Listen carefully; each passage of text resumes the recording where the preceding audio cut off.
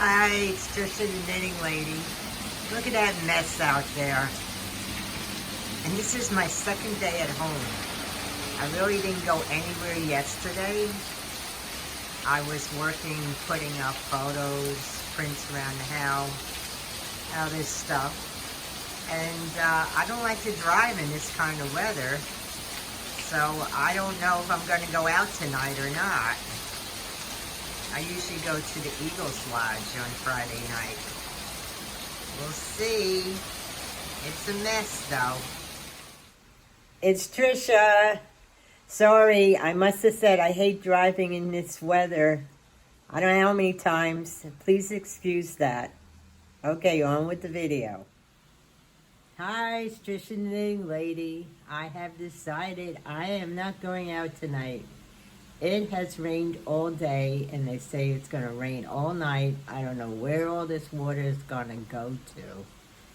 It reminds me a little bit of a hurricane. I know it's not a hurricane, but it's, I don't like to drive in this kind of rain.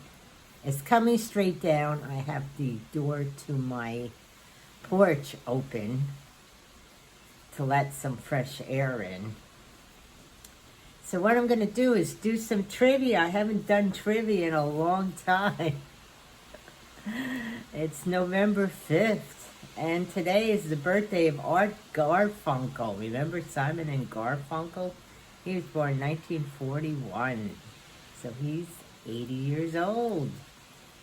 Kris Jenner was born in 1955. Now, I am so out of touch. I know who Kris Jenner is now, but when she first became well known with her daughters, the Kardashians, I didn't know who they were. And I remember watching Rachel Ray, and she had Kris Jenner on as a guest.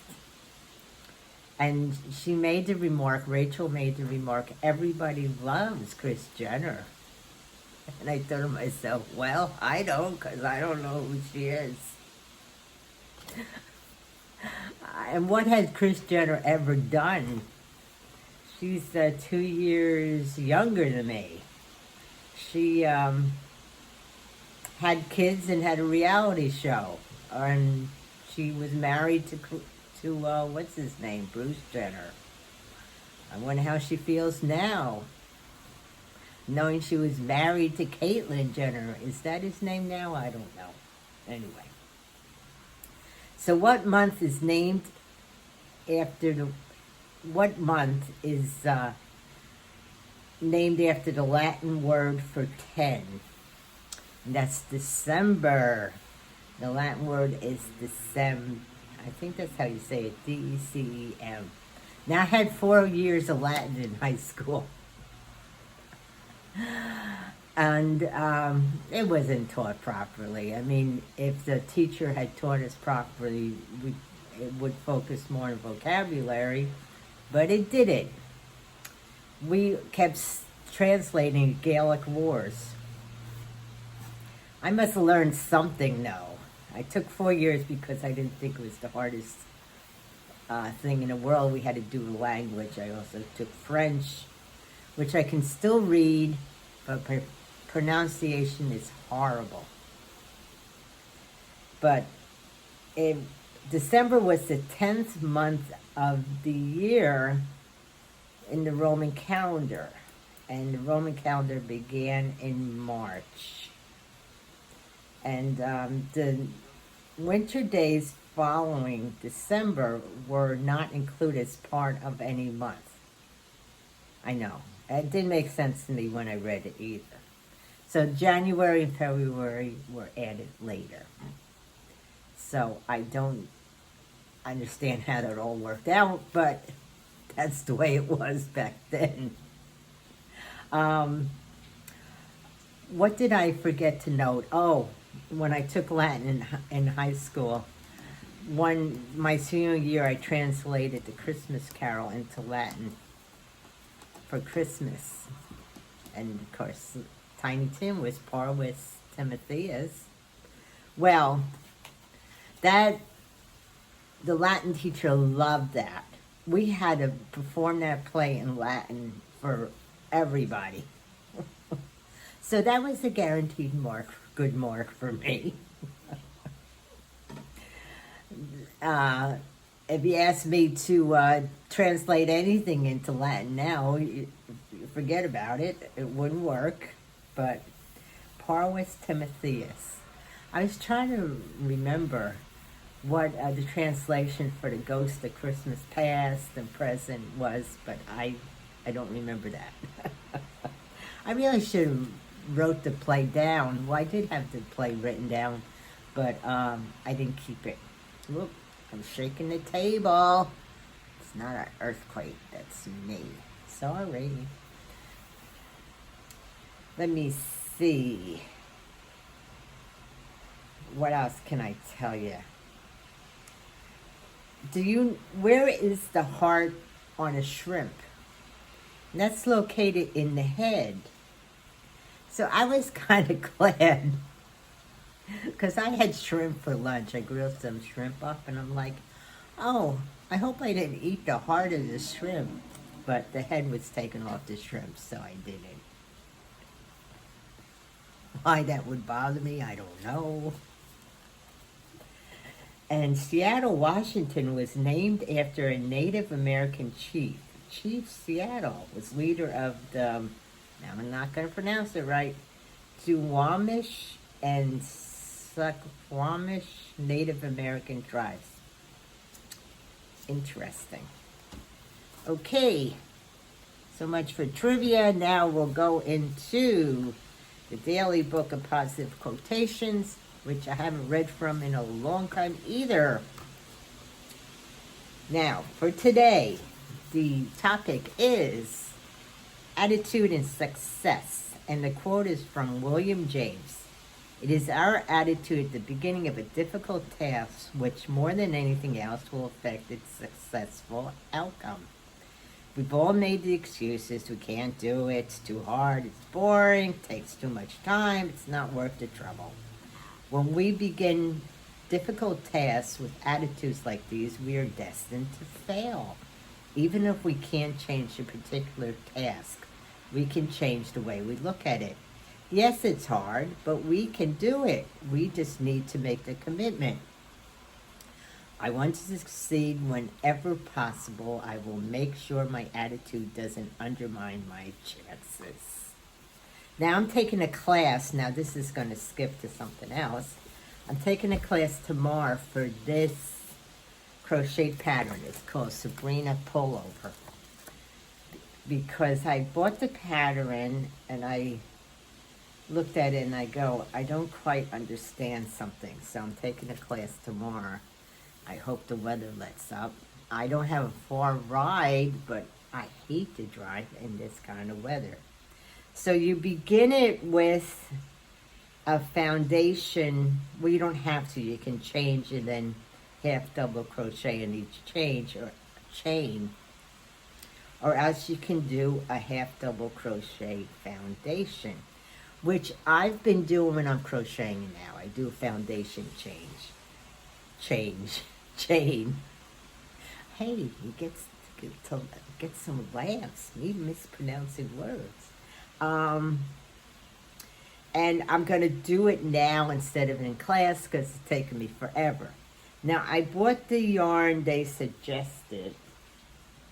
Hold a second, let me show you. It's concentric cotton, 100% Pima cotton by Haigu. And there's over 900 yards in this. It's pretty. But I should have looked at it a little better. Each of us have yarns we don't care for or we care for. I don't know if you can see that, all these strands. I don't like that. I mean, I'll work with it, but I wish it was more wound together more. Well, it's too late now. So we'll see how it goes. So this is going to take me a while to make this foundation chain because I am slow and it's a little hard to see. So I'll be doing that, watching videos. I have to catch up on people's videos. I don't know where time has gone. I'm working on using up all my Christmas yarn, cotton yarn. And I'm making a good old granny square. This will be a blanket. But that's mindless. That's what I like about these giant granny squares. You just keep crocheting. And I'm still working on my sweater. But it's funny. I only have one bedroom apartment. And you're like, well, you don't have much room to put things. Well, I can still hide things. I went through my closet the other day and I'm like, oh, I forgot about this, I forgot about that. I have two sweaters I have to put together. So bad. I am so bad. So I'm not going out tonight. I was gonna go to Eagles Lodge and it's not a far drive, but I really don't like driving in this kind of rain. I'm not afraid of too much, but that makes me nervous driving in this weather. So, anyway, let's do the quotation for tomorrow. Then I'll end this video. So tomorrow's November 6th, and it's believing. That's the theme. And the quote is by P.T. Barnum. And I always liked P.T. Barnum because he was involved in the circus, and I miss going to the circus. I do. More persons on the whole are humbugged by believing in nothing than by believing in too much. So which is better, to believe in something or someone and to suffer disappointment once in a while, or to doubt everything and everyone and never be disappointed? Cynics and pessimists aren't usually happy people. Well, I'm a little bit of a cynic, but I'm not a pessimist. Perhaps their expectations are self-fulfilling. The people, causes, and institutions they expect to disappoint them generally do. When we take the risk of believing, and it is a risk, we also take a chance of finding happiness. I am a risk taker. I will let myself believe. Well, I am a risk taker, so I guess that's okay then. Next weekend, I'm supposed to go to Tampa, meet my son. So hopefully the weather clears up and we don't have a whole weekend of rain, because I know if he came in today, it would be a big disappointment. Plus the flight would probably be delayed with all the rain. So, I had made this a while ago. This is from Shaw in the Ball. I think that's Lion Brand. I don't even know if they make it anymore. And it's a boomerang Shaw. So I was thinking, looking at my neck, maybe I should make more cowls and stuff to hide this neck. Plus, I wanted to be a little more decorative today. So I hope everybody's having a good day, and I shall see you soon. Bye.